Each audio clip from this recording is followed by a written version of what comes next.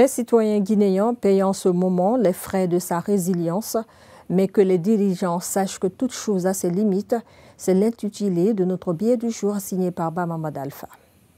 Le peuple de Guinée se reconnaît par sa résilience, mais celle-ci semble de trop maintenant. Même en faisant la comparaison avec les peuples de nos pays voisins, on comprendra aisément que tout peut marcher avec le Guinéen qui préfère se contenter du minimum.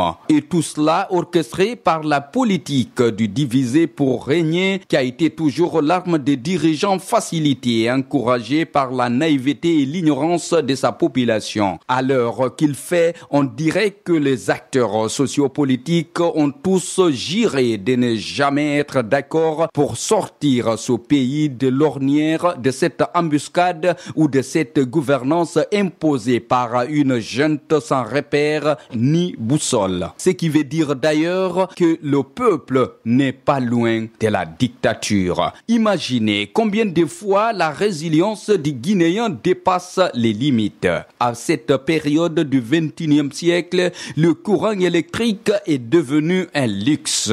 On se permet encore de nous dire que l'Internet n'est pas un trou. Les réseaux sociaux coupés, sans oublier la crise du carburant qui perdure toujours. Pendant ce temps, la mauvaise desserte de l'eau se fait sentir par endroits. C'est ça la gouvernance des stagiaires qui n'ont ni expérience et ni expertise. Toutes les promesses tenues à l'avènement du CNRD le 5 septembre 2021 ne s'arrêtent qu'à cette souffrance qui ne dit pas son nom. Malgré tout cela encore, le gouvernement procède à l'augmentation des prix des denrées de première nécessité à l'approche du carême chrétien et du mois de Jean musulman. Si c'est ça la rupture, la refondation ou la rectification, alors nous préférons continuer avec le fameux troisième mandat, mais trop tard a joué son rôle. L'oppresseur doit comprendre maintenant que la résilience a aussi ses limites.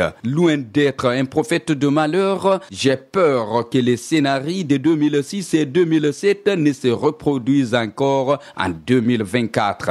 Pour ironiser un peu, certains même pensent que la hausse des prix des denrées de première nécessité serait liée à l'élévation au grade supérieur de l'homme du 5 septembre et que les prix de ces grades seront payés par ce peuple résilient. Comme dirait l'autre, la vie est un combat qu'il faudra mener avec courage, dignité et détermination à tout moment. Alors que les décideurs sachent que nous la mènerons à tout prix.